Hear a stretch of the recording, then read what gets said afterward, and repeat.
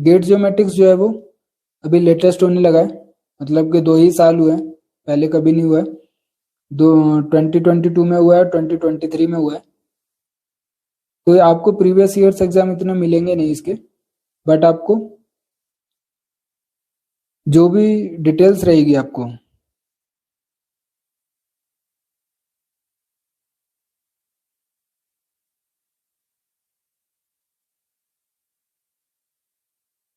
Gate syllabus हो गया हमारे पास, और प्रीवियस ईयर्स के पेपर आपको वेबसाइट पर मिल जाएंगे, उसके आंसर की मिल जाएगी आपको। लेकिन आपको एक एनालिसिस की वीडियो देखनी पड़ेगी। अगर आप देखना चाहते हो तो 2022 की मैंने डाल रखी है अपने आर्जियोमेटिक्स वाले चैनल पर, जो पहला पेपर हुआ था, और 2023 का भी डालूंगा मैं, तो उसका एनालिसिस भी करेंगे हम। अब आपको क्या है कि पहला पेपर जो था हमारे पास 2022 आईआईटी खड़गपुर ने कंडक्ट कराया था, वो थोड़ा इजी आया था, पहला पेपर था। अब आपको पता है कि 2023 वाला थोड़ा हार्ड आया था, टफ कह सकते हैं कंपैरेटिवली, मतलब कि 2022 के अगर कंपेयर करें तो वो आईआईटी कानपुर ने बनाया था। अब के जो है हमारे पास वो आईआईएससी बेंगलोर बना रहा है। अब मैं ये चीजें क्यों बता रहा हूँ, क्योंकि इससे मैटर करता है कि हमारे पास जो नॉन टेक का है, जो जनरल एप्टीट्यूड हमारे पास है,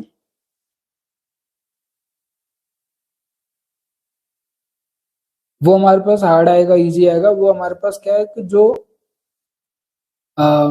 इंस्टीट्यूट कंडक्ट कराता है वो अपने लेवल के हिसाब से देता है। अब जैसे आईआईएससी बैंगलोर क्या पहले 6 साल में बनाती थी पेपर, सबसे पहला जो गेट एग्जाम का पेपर बना था वो आईआईएससी बैंगलोर ने बनाया था 1984 में। उसके बाद 1996 में बनाया, 2002 में बनाया, 2008 में इसने कंडक्ट कराया। उसके बाद ये 8-8 साल के बाद कराया, जैसे 2008 के बाद 2016 हो गया, 2024 में अब ये गेट एग्जाम को कंडक्ट करा रहा है। तो अब क्या 8 साल का गैप बहुत ज़्यादा होता है हमारे पास, तो उससे हम आइडिया नहीं लगा सकते हैं, बहुत ज़्यादा डेवलपमेंट होता है अब तो।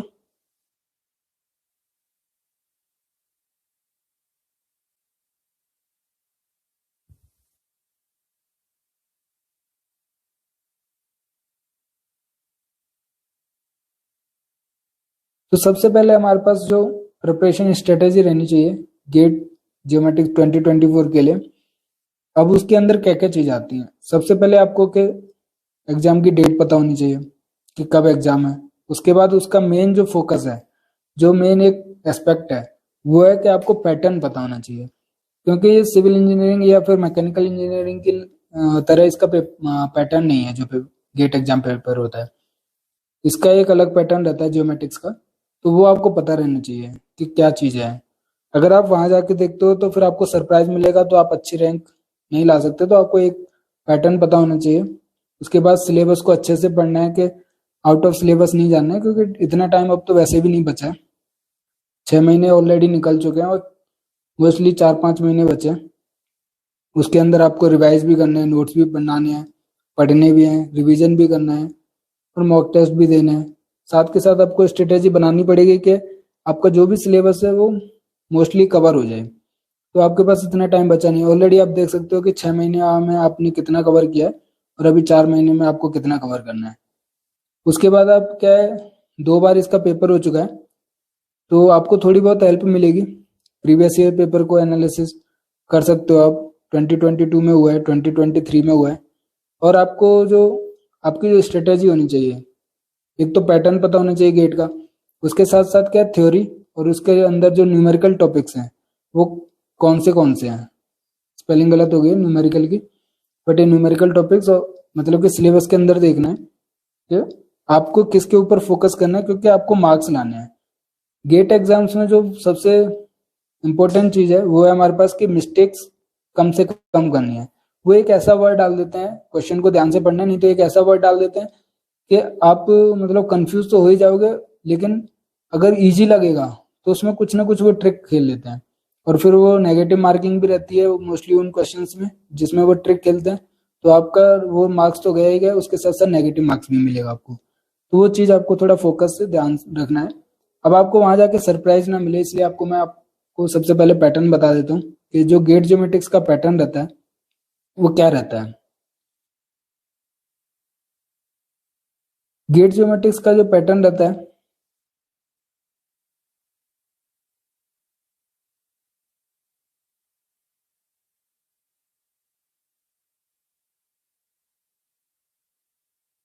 सबसे पहले गेट का जो एग्जाम होता है वो कितने मार्क्स का होता है, 100 मार्क्स का होता है।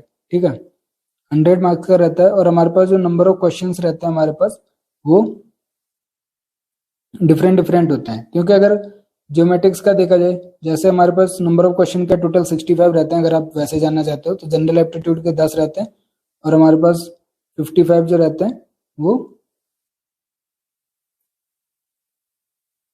जो भी हमारे पास कोर सब्जेक्ट है उसके रहते हैं, जैसे जियोमेट्रिक्स का हो गया।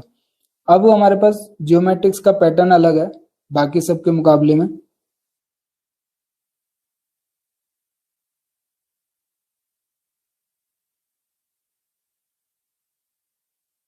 तो जियोमेट्रिक्स का सबसे पहले क्या हम जनरल एप्टीट्यूड का देखते हैं। जनरल एप्टीट्यूड में आपको पता है कि 10 क्वेश्चन होते हैं लेकिन 15 मार्क्स का होता है, और जो कोर सब्जेक्ट रहता है वो हमारे पास मार्क्स कितने रहते हैं, 85 मार्क्स के रहता है। तो टोटल कितना, 100 मार्क्स का पेपर रहता है। ये आपको सबसे पहले जानना है। उसके बाद हमारे पास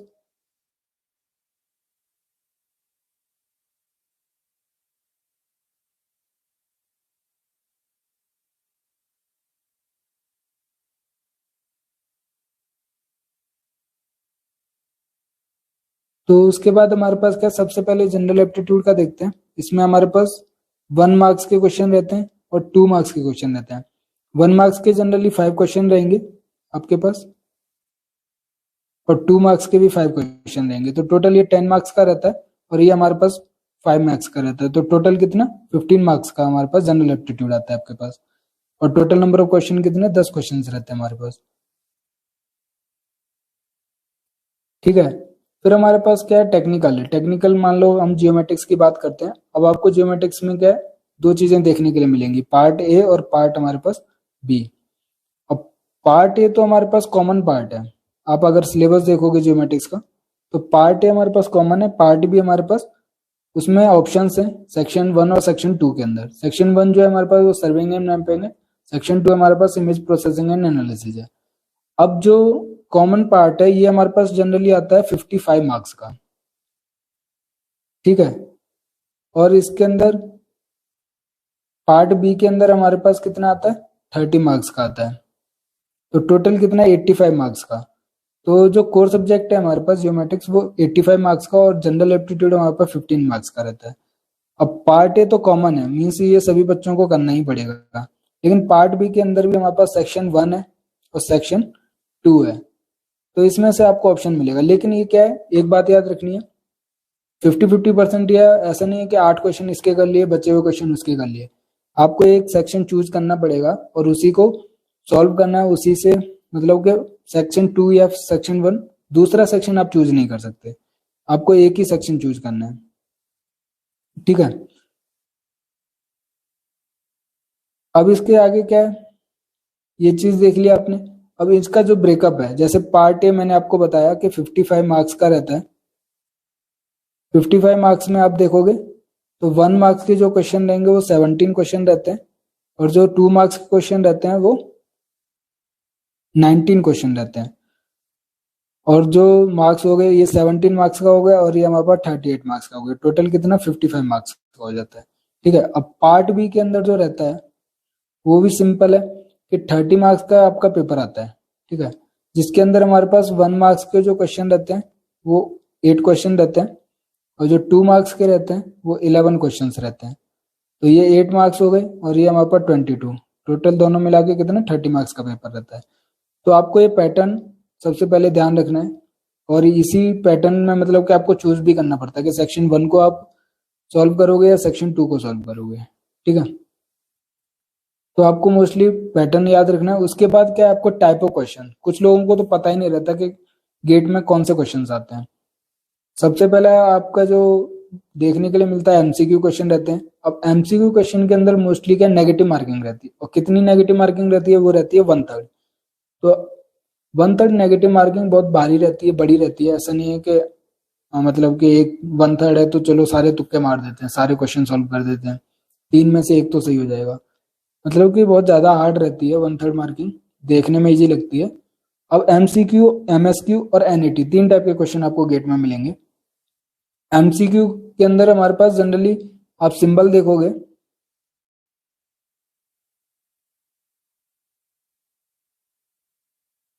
एमसीक्यू के अंदर हमारे पास ये सर्कल वाले ऑप्शंस के अंदर मिलेंगे, लेकिन जो एमसीक्यू क्या, मल्टीपल चॉइस क्वेश्चंस, मतलब कि इसमें जो आंसर रहेगा आपका, जो भी ऑप्शंस मिलेंगे आंसर एक ही रहेगा हमारे पास।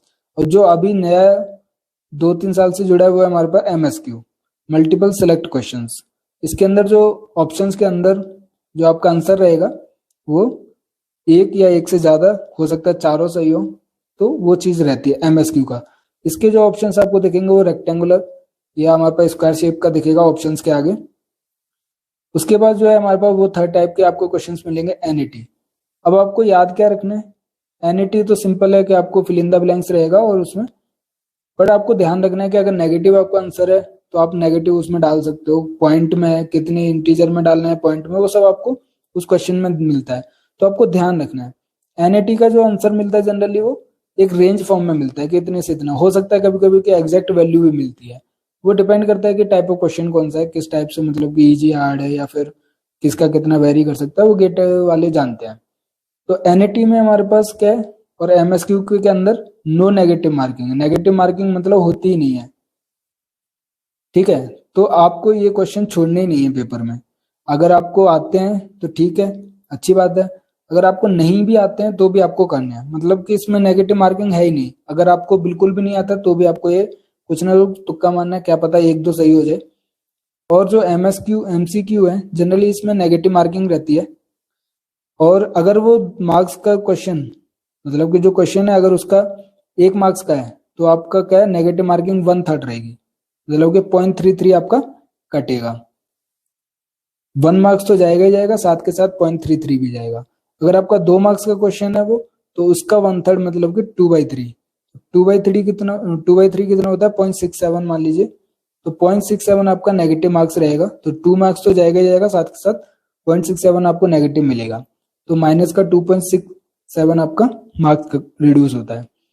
तो आपको ये पैटर्न, टाइप ऑफ क्वेश्चन कौन कौन से आते हैं गेट में, ये आपको पता होना चाहिए, क्योंकि वहां जाके हम कोई भी सरप्राइज नहीं ले सकते हैं। तो आपको पैटर्न पता चल गया, टाइप ऑफ क्वेश्चन कौन कौन से आते हैं वो पता चल गया। उसके बाद अब जो इम्पोर्टेंट चीज है उस पर फोकस करते हैं। देखिए सबसे पहले क्या है, यहाँ पे हमारे पास क्या, सिलेबस आपको पता होना चाहिए। पैटर्न मैं ऑलरेडी आपको अभी बता चुका हूँ कि जो गेट ज्योमेट्रिक्स का पैटर्न रहता है वो क्या रहता है हमारे पास, कैसे आप चूज करते हो और किस किस में चूज कर सकते हो, वो आप सिलेबस में देखिए, अभी हम सिलेबस भी डिस्कस करेंगे। उसके बाद आपका क्या है, जो कंटेंट है, मतलब कि डाउट में रहना ही नहीं है, मतलब कि इससे ज्यादा जाना भी नहीं है। गेट का ये अच्छी बात है कि वो एक सिलेबस के अंदर से ही पूछता है, मतलब कि उसका एक लिमिटेड सिलेबस रहता है, तो अगर आप वो पढ़ लेते हो अच्छे से तो आपकी अच्छी रैंक आ सकती है। और उसके साथ साथ आपको उसके लिए क्या चाहिए, अगर आपको पढ़ाई करनी है तो आपको नोट्स बनाने पड़ेंगे। नोट्स कैसे बनाएं ये भी हम अभी डिस्कस करेंगे।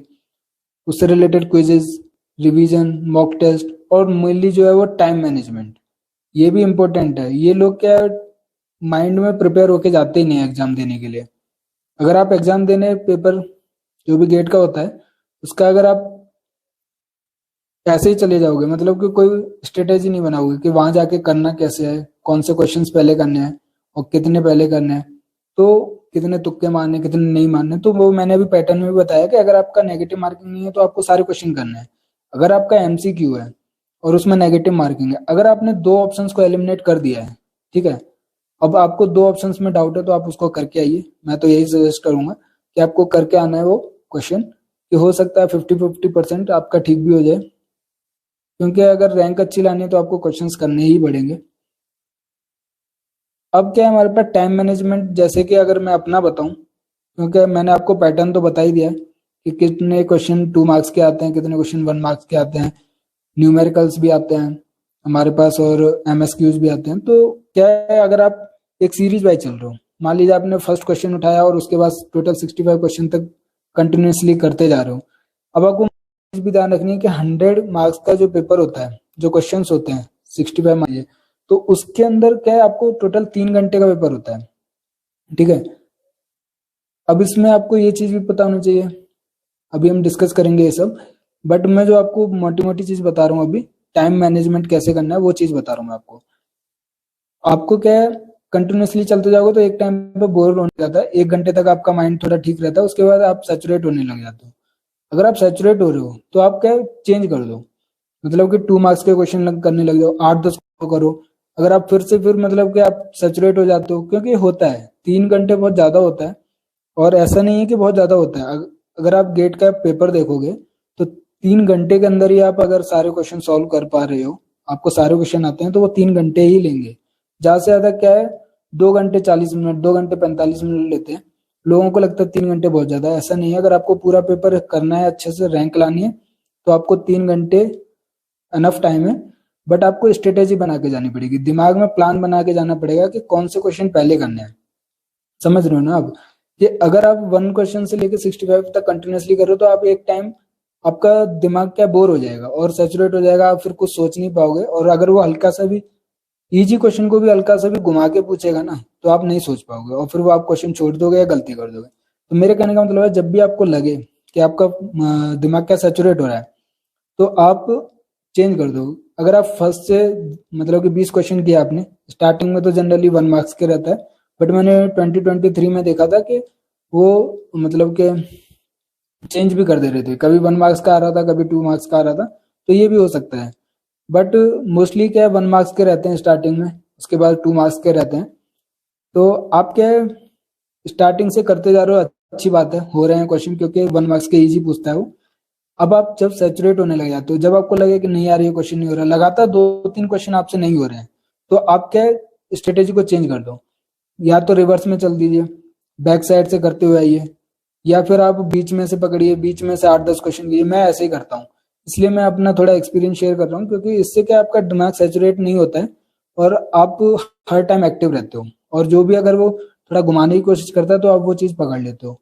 गेट एग्जाम जो है वो टफ नहीं होता है, बट क्या है वो जो चीज मतलब कि घुमा फिरा के पूछता है, बस आपको वो चीज पहचाननी है, वो ऑलरेडी आपको आती है।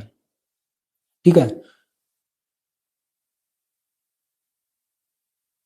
तो ये टाइम मैनेजमेंट है कि आपको कौन से क्वेश्चन 2 मार्क्स के पहले करने हैं, 1 मार्क्स के, वो आप अपने हिसाब से अपनी कंफर्टेबिलिटी के हिसाब से मॉक टेस्ट दीजिए, या फिर प्रीवियस ईयर्स को आप 3 घंटे लगाइए, मतलब पूरा टाइम के साथ लगाइए, तो आपको पता चल जाएगा आपकी सबकी अलग अलग स्ट्रेटेजी होती है। मैं अपनी डिस्कस किया था अभी, तो इस पर ध्यान देना है। उसके साथ साथ आपको रिवीजन चाहिए अगर अच्छी रैंक लानी है। अब मेन जो है वो हमारे पास है टाइम प्लान। ठीक है, कि टाइम प्लान बनाना पड़ेगा आपको, डेली का रूटीन बनाना पड़ेगा, डेली टाइम प्लान बनाना पड़ेगा, क्योंकि अब आपके पास सिर्फ कितने बचे, जनरली 4 महीने बचे हैं बस। क्योंकि अगर पूरी कैलकुलेशन अगर मैं आपको दिखाऊं, तो आज डेट है 6 सितंबर, जो कि आज मुझे लगता नहीं अब कोई पढ़ेगा, तो आप कल से स्टार्ट करोगे। अगर आप मोटिवेटेड हो, गेट एग्जाम को सीरियस ले रहे हो, तो अगर आपने अब तक क्या है, अब तक जो निकल चुका है, क्योंकि आपका जो वो आया था गेट 2023 का जो रिजल्ट आया था, वो आया था आपका, जो रिजल्ट आया था वो आया था आपका 16 मार्च को। ठीक है, 16 मार्च को अनाउंस हुआ था। तो अगर आप देखोगे 16 मार्च से लेके 6 सितंबर तक कितने दिन होते हैं, ये होते हैं जनरली आपके 174 डेज। ठीक है, आप कैलकुलेट करना 174 डेज में, आप खुद ही देख लीजिए कि आपने कितना कवर किया अब तक। अब ये जो 174 डेज आपने, मान लीजिए इतना नहीं पढ़ पाए हो, आपका थोड़ा बहुत सिलेबस कवर हुआ है, पर आपको क्या आगे का सोचना है, जो हो गया सो हो गया। अब क्या है, मान लीजिए आप 7 सितंबर से देखते हो, तैयारी करना स्टार्ट करते हो, या फिर थोड़ा बहुत आपने जो तैयारी की है उसके आगे बढ़ना चाहते हो, तो 7 सितंबर से लेके जो आपको एग्जाम डेट है, आपको पता ही है 3 और 4 फरवरी, 3, 4, 10, 11, ये 4 डेट हमारे पास है। गेट एग्जाम कभी भी हो सकता है, बट आप एंड टाइम तक नहीं पढ़ोगे, क्योंकि रिवीजन भी करना है, मॉक टेस्ट भी देने हैं, नोट्स भी रिवाइज करने हैं, तो बहुत सारी चीजें होती हैं। तो अगर आप मोस्टली मोटा मोटा अब तक क्या है, अगर आप देखोगे 7 सितंबर से लेके अगर 3 फरवरी तक भी देखा जाएगा, तो आपके पास टोटल 149 डेज है। 149 डेज के अंदर क्या है, अगर काउंट किया जाए तो 4 मंथ है और 27 डेज है। ठीक है, वो सब इतना कैलकुलेशन की जरूरत नहीं है, जो मोस्ट है कि आपके पास पढ़ने के लिए कितना टाइम है, वो चीज आपको ध्यान रखनी। तो अगर आप, मैं अपने हिसाब से बोलूं आपको कि आपको अपना सिलेबस क्या है, 25 दिसंबर तक मोस्टली आप लीजिए कि 25 दिसंबर 2023 तक आपको पूरा सिलेबस जो है गेट का, जो मेनली गेट जियोमेट्रिक्स का है, वो पूरा सिलेबस आपको कवर करना पड़ेगा। तब जाके आपकी कहीं अच्छी रैंक आएगी। मतलब कि सिलेबस के अंदर जितने भी टॉपिक्स हैं वो आपको पढ़ने पड़ेंगे, ठीक है। और यहाँ तक जो है वो 7 सितंबर से लेकर 25 दिसंबर तक कितना टाइम मिल रहा है आपको? आपको मिलेगा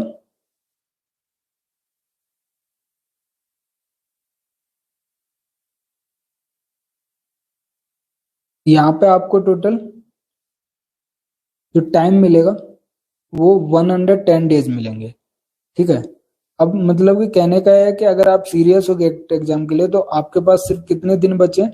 110 दिन बचे हैं, ठीक है। तो इसीलिए मैं बार बार कह रहा हूँ कि आपको एक वो बनाना पड़ेगा, डेली प्लान बनाना पड़ेगा और उस पर स्टिक रहना पड़ेगा।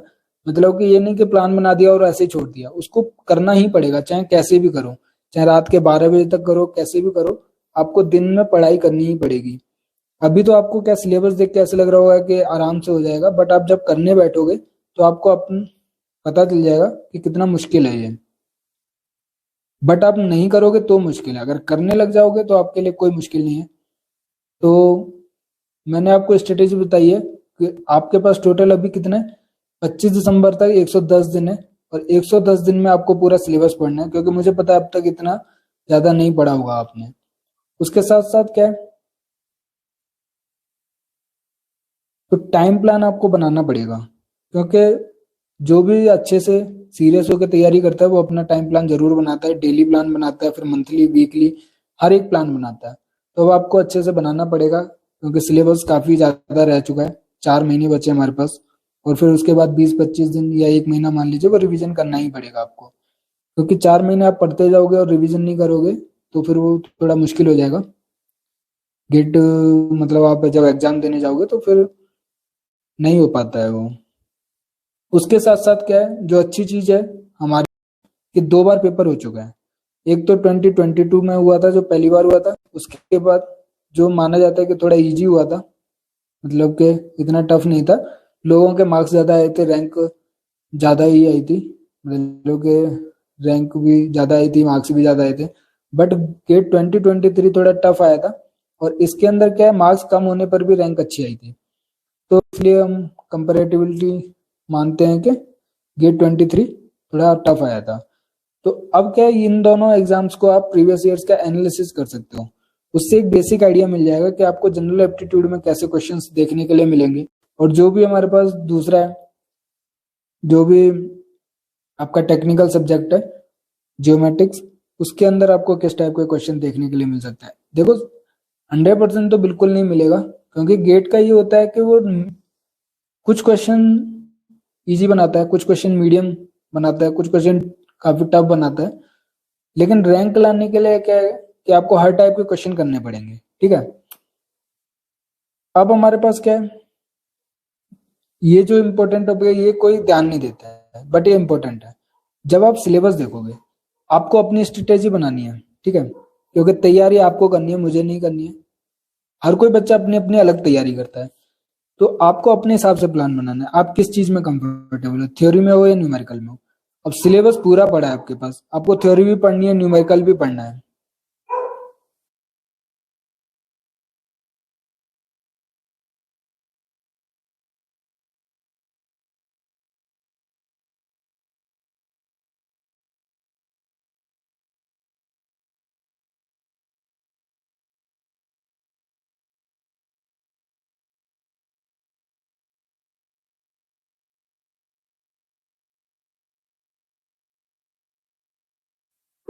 तो आपको जो तैयारी करनी है अपने हिसाब से करनी है, मतलब कि आपको सिलेबस उठाना है। अब उसमें जो थ्योरी के टॉपिक्स हैं उनको आप एक बार जरूर पढ़िए, चाहे कैसे भी करके पढ़िए। पर आपको क्या है, उसके लिए नोट्स चाहिए। तो नोट्स के लिए आप क्या है कि टॉपिक उठाइए। मतलब कि अगर अब हम स्टार्ट करते हैं थ्योरी और न्यूमेरिकल टॉपिक्स का, तो वो अभी क्या है, पहले हम सिलेबस देखते हैं, उससे आपको क्या इजी हो जाएगा थोड़ा। जैसे मैं सिलेबस लेकर आया हूँ, इसके अंदर ये क्या है, गेट जियोमेट्रिक्स का सिलेबस है। अब जो मैं पैटर्न की बात कर रहा था, सिंपल है, पार्ट ए है, common engineering mathematics and basic geometrics पूछेगा। इसके अंदर क्या है, आपके टोटल 55 मार्क्स का रहेगा, क्योंकि ज़्यादा वेटेज है। और वो जो पार्ट बी है ये तो 55 मार्क्स का है, और जो पार्ट बी है वो 30 मार्क्स का है। तो समझ रहे हो ना वेटेज किसका ज़्यादा है। तो ये तो आपको अच्छे से प्रिपेयर करना ही करना है, और इजी टॉपिक है, ऐसा नहीं है, बहुत इजी टॉपिक है।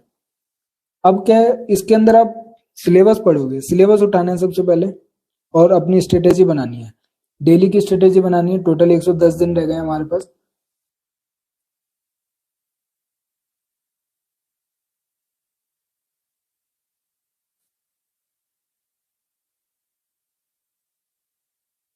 तो आप स्टार्ट करिए।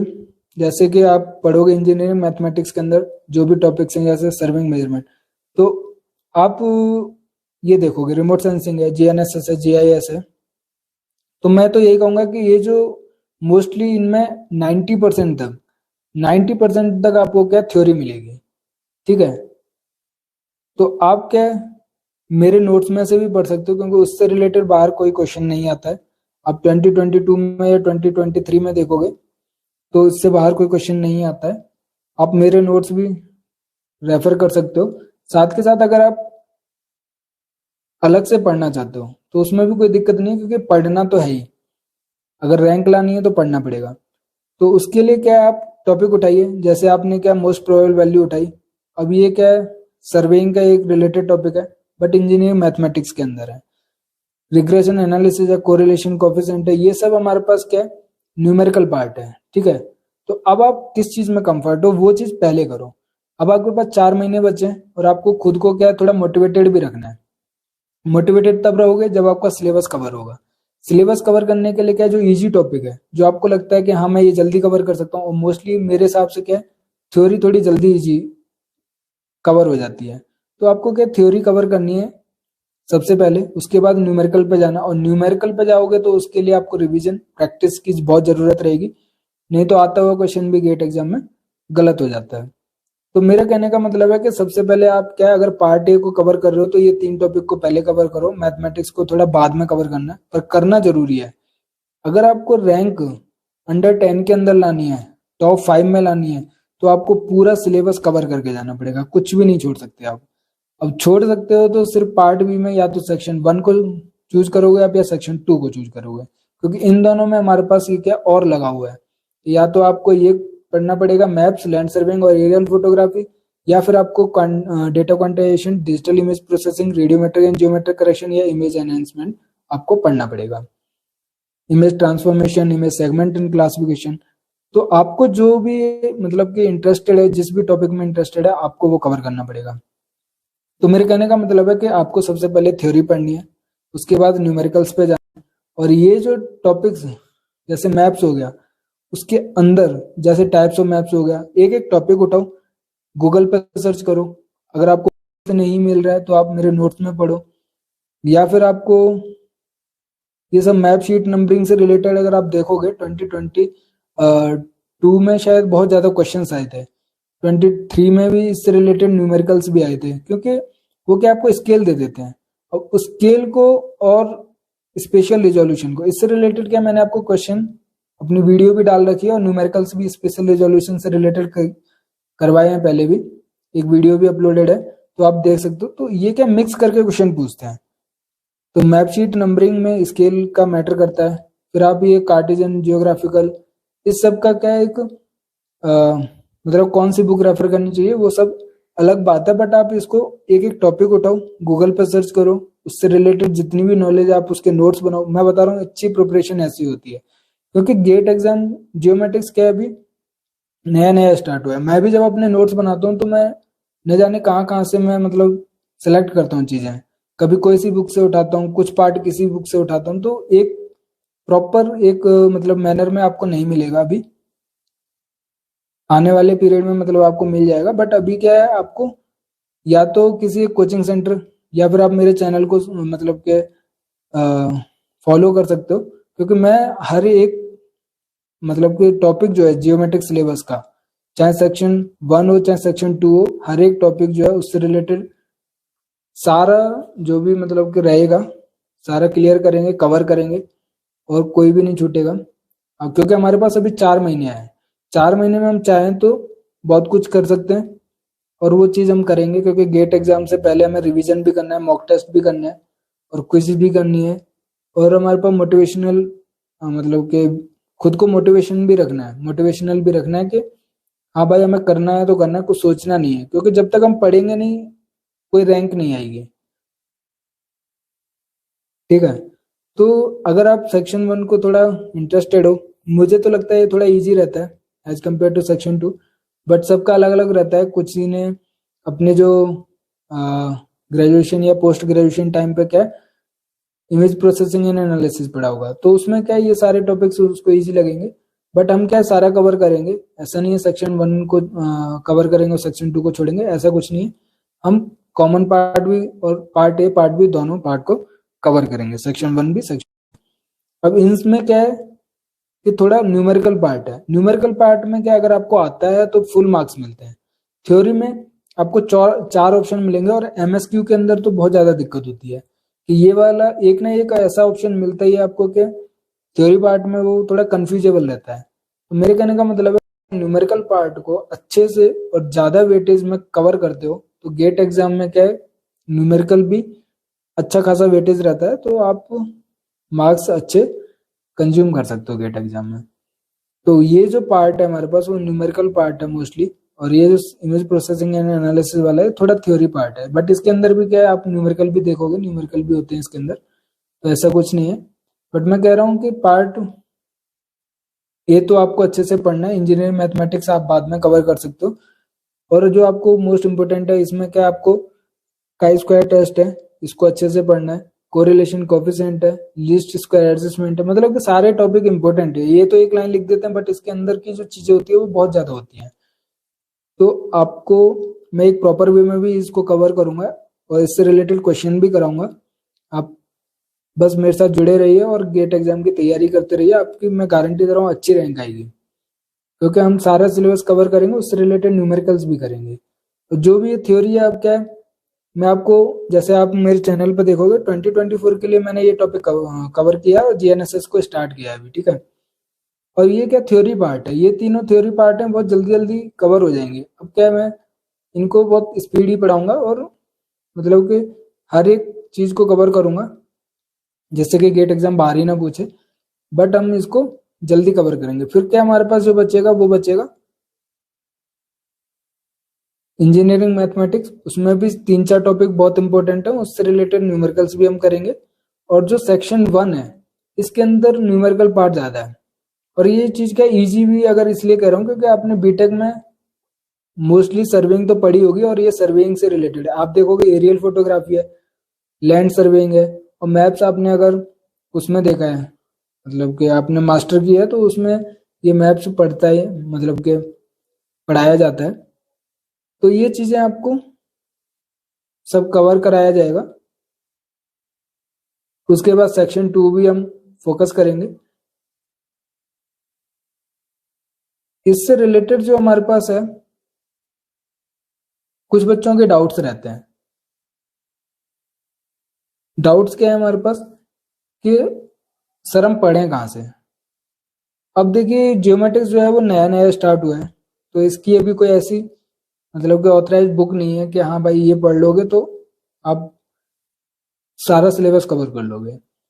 क्योंकि जब भी मैं नोट्स भी बनाता हूँ तो बहुत सारी बुक्स से बहुत सारा कंटेंट मतलब कहाँ कहाँ से मैं इकट्ठा करता हूँ, तब जाके एक उसको मतलब कि कंपाइल करके तब आपको मैं प्रोवाइड करता हूँ। तो कहने का मतलब है कि आपको पढ़ने सारे टॉपिक हैं, अगर आप स्पीडली अपने हिसाब से पढ़ना चाहते हो तो कोई दिक्कत नहीं है, गूगल पे सर्च करो, टॉपिक उठाओ, उसके नोट्स बनाओ। लेकिन एक चीज ध्यान रखनी है, आपको अपने कंफर्टेबिलिटी के हिसाब से डेली का रूटीन बनाना है, टारगेट बनाना है और उसको अचीव जरूर करना है। क्योंकि अगर आप एक दिन का छोड़ दोगे तो वो अगले दिन कंबाइन होगा, वो हमारे पास जुड़ता जाएगा और वो बढ़ता जाएगा, फिर वो लास्ट में क्या बर्डन बनेगा।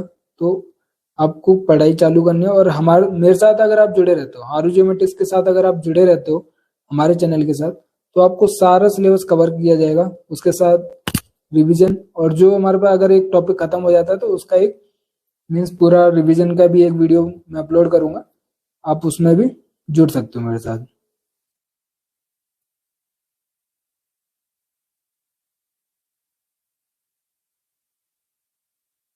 तो अब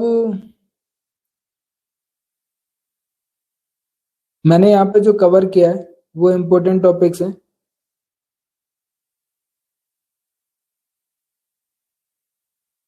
जैसे हमारे पास सिलेबस पैटर्न और कंटेंट आपको पता होना चाहिए, उसके साथ साथ नोट्स आप अपने हिसाब से बनाइए और जो मैं प्रोवाइड कर रहा हूँ उससे पढ़िए। क्विज़ेस में अपने टेलीग्राम चैनल पर, जिसका लिंक जो आपको वीडियो के डिस्क्रिप्शन में मिलता है। कोई भी आप मेरे चैनल की वीडियो देखो उसके डिस्क्रिप्शन में आपको टेलीग्राम का लिंक मिलेगा। और आपको रिवीजन, क्योंकि इसके बिना आपने थ्योरी मान लीजिए पढ़ ली, पढ़ते गए लास्ट में जाके भूलना है, क्योंकि 4 महीने के बीच में आप काफी सारी चीजें पढ़ोगे, पिछला भूलते जाते हैं। तो आपको बार बार अगर आप हर संडे रिवीजन करो तो वेल एंड गुड है, नहीं तो आपको लास्ट में सारा रिवाइज करना ही करना है। उसके साथ साथ मॉक टेस्ट अगर आपको मिलता है, क्योंकि गेट की साइड पे भी मतलब एक मॉक टेस्ट मिल ही जाता है। उसके बाद टाइम मैनेजमेंट पे मैंने आपको बताया कि कैसे करना है, आप अपने हिसाब से, अपनी कंफर्टेबिलिटी के हिसाब से। मैंने अपना एक्सपीरियंस शेयर किया, तो आप अपने हिसाब से देख लीजिए, क्योंकि वो बहुत सारे बच्चों के साथ मेरे साथ भी होता था, इसलिए मैं आपको बता रहा हूँ कि अपना सेचुरेशन लेवल तक नहीं पहुंचने देना था। एक बार पहुंच जाता है तो फिर हमारे पास क्या, क्वेश्चन करने का मन ही नहीं करता है। अब आपको क्या टाइम प्लान बनाना है जो 110 दिन में आपका सिलेबस कवर कर सके, ठीक है। उसके बाद क्या है, प्रीवियस ईयर पेपर आपके पास 2 पेपर हैं, 2022 और 2023। इसका एनालिसिस की वीडियो आपको मेरे आर्जोमेटिक्स टेलीग्राम मतलब के यूट्यूब चैनल पर मिल जाएगी। और 23 अभी अपकमिंग है, इसको भी हम अपलोड करेंगे। उसके बाद क्या है, ये करना जरूरी है। प्रीवियस ईयर अभी 2 ही है, तो आपको करना जरूरी है, क्योंकि अगला एग्जाम क्या इतना प्रिडिक्टेबल नहीं है। 20 अलग था, 23 उससे भी अलग था। अगर टफ के मामले देखा जाए तो 23 था, ठीक है। तो आपको पढ़ना सारा ही है, प्रीवियस ईयर्स भी देखना है आपको, क्योंकि आपके पास आंसर की है, मतलब एग्जाम पर भी है, तो आपको अच्छे से एनालिसिस करना है। आपको एटलीस्ट जनरल एप्टीट्यूड का एक आइडिया मिल जाएगा कि कितना हार्ड पूछते हैं हमारे पास जियोमेट्रिक्स में। उसके बाद ये टॉपिक है, जब आप पढ़ाई स्टार्ट करते हो तो आपको सिलेबस देखना है, उसमें थ्योरी पार्ट को पहले कवर करना है मेरे हिसाब से, और न्यूमेरिकल पार्ट को थोड़ा वेटेज देना है। थ्योरी पार्ट आपने पढ़ लिया, क्या रट्टे नहीं मार सकते, रट्टे आपको लास्ट में मारने हैं, लास्ट में जब रिवीजन करोगे। तो आपको एक बार अच्छे से मन से ध्यान से फोकस के साथ पढ़ लेना है। जितना याद रहता है अच्छी बात है, उससे रिलेटेड आप क्वेश्चन कीजिए, क्योंकि अगर आप देखोगे तो मैं एक बैच स्टार्ट करने वाला हूँ 10 सितंबर 2023 को। उसके अंदर क्या है कि आपको रिलेटेड मतलब कि जो भी गेट सिलेबस रहेगा ज्योमेट्रिक्स का, उससे रिलेटेड सारी वीडियोस मिलेंगी। और आपको उससे रिलेटेड, जैसे आज मैंने अगर वीडियो अपलोड किया तो कल आपको उससे रिलेटेड क्वेश्चंस जो कि एग्जाम्स में पूछे जा सकते हैं, तो वो चीज आपको मिलेगी। तो कहने का मतलब है, आपने थ्योरी पढ़ ली, उससे रिलेटेड क्वेश्चन, मतलब कि थोड़ा 5 क्वेश्चन 10 क्वेश्चन इस टाइप से आपने आज के दिन में पढ़ा, रात को आप क्वेश्चन कीजिए, अपने हिसाब से बनाइए कि हाँ इस टॉपिक से रिलेटेड वो क्या क्वेश्चन पूछ सकता है। ये बेस्ट स्ट्रेटेजी होती है जो लोग ध्यान नहीं देते हैं। उसके बाद हमारे पास क्या न्यूमेरिकल है, इसको वेटेज ज्यादा देनी है मेरे हिसाब से, क्योंकि अगर आपने न्यूमेरिकल, उसका एक ही फॉर्मूला रहता है। अगर आपसे वेट पूछा गया है, दो जो क्वांटिटी को जोड़ा तो क्या वेट रहेगा, वो सब सिंपल सी चीजें, वो चीज बदलेगी नहीं। अगर वो आपको पूछ दिया जाए तो आप देख के, आप तो एक तो कॉन्फिडेंस बढ़ेगा।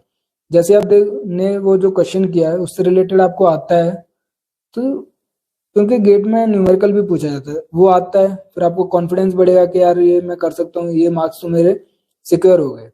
तो आपकी जो मेंटेलिटी है वो चेंज हो जाती है एकदम। तो जो आप एकदम फ्री रहते हो, अच्छे से मतलब कि फोकस करते रहते हो। तो कहने का मतलब है कि आपको जो न्यूमेरिकल पार्ट है उस पर ज्यादा फोकस करना है as compare to theory. Theory को एक बार पूरी पढ़ लेना है, लास्ट के टाइम रिवीजन के टाइम पे अच्छे से उसको ध्यान से रट्टा लगाना है या जो भी करना है, बट अभी मन से पढ़ना है एक बार, ठीक है। और न्यूमेरिकल पार्ट को तो जरूर कवर करना है, क्योंकि गेट में मोस्टली वेटेज जो है वो न्यूमेरिकल पार्ट का रहता है। आजकल क्या है कि एमएसक्यू है, एमएसक्यू के अंदर थ्योरी पार्ट ज्यादा रहता है, और थ्योरी पार्ट रहने के लिए आपको क्या है, हर एक पॉइंट उसका आना चाहिए, ठीक है। और ये एक चीज और मैंने आपको बताई है, फिर से मैं रिपीट कर देता हूँ कि एमएसक्यू और एनएटी आपको नहीं छोड़ना है, क्योंकि उसमें नेगेटिव मार्किंग नहीं रहती है। हो सकता है आपका ठीक हो जाए, 1-2 क्वेश्चन भी ठीक होता है तो आपके 2-4 मार्क्स बन जाते हैं, तो वो चीज नहीं छोड़नी है आपको। तो ये जो इम्पोर्टेंट है इसको आपको ध्यान से पढ़ना है। अब इसका जो नोट्स है आप मेरे टेलीग्राम चैनल पर से भी डाउनलोड कर सकते हो, और जो अगर आपको खुद से पढ़ना है तो मैं तो ये सजेस्ट करूंगा कि अभी गूगल से पढ़िए, ऐसी कोई बुक है नहीं। नहीं तो आप क्या करो, रिमोट सेंसिंग की कुछ बुक्स हैं उससे आप टॉपिक को सिलेक्ट करो, या फिर हमारे पास जीएनएसएस की एक बुक लीजिए, उससे रिलेटेड जो भी टॉपिक हमारे पास गेट सिलेबस में है उससे पढ़िए। तो आप क्या डिफरेंट डिफरेंट प्लेसेस से डिफरेंट डिफरेंट बुक से आप पढ़ सकते हो, बट ऐसी एक प्रॉपर गेट ज्योमेट्रिक्स की अभी कोई बुक नहीं आई है जिससे कि हाँ ये पढ़ लिया तो आपके पूरा सिलेबस कवर हो जाएगा। तो स्ट्रेटेजी मैंने आपको बताया, पैटर्न अपना एक्सपीरियंस शेयर किया, मैं कैसे अपना स्ट्रेटेजी रखता हूँ एग्जाम में, तो ये सब आपने देखा। तो प्लीज आप मेरे चैनल को सब्सक्राइब कीजिए, अपने दोस्तों से के साथ शेयर कीजिए, आप मेरे साथ टेलीग्राम पर भी जुड़िए जिसका लिंक जो आपको वीडियो के डिस्क्रिप्शन में मिलेगा। फिर मिलते हैं हम। Thank you.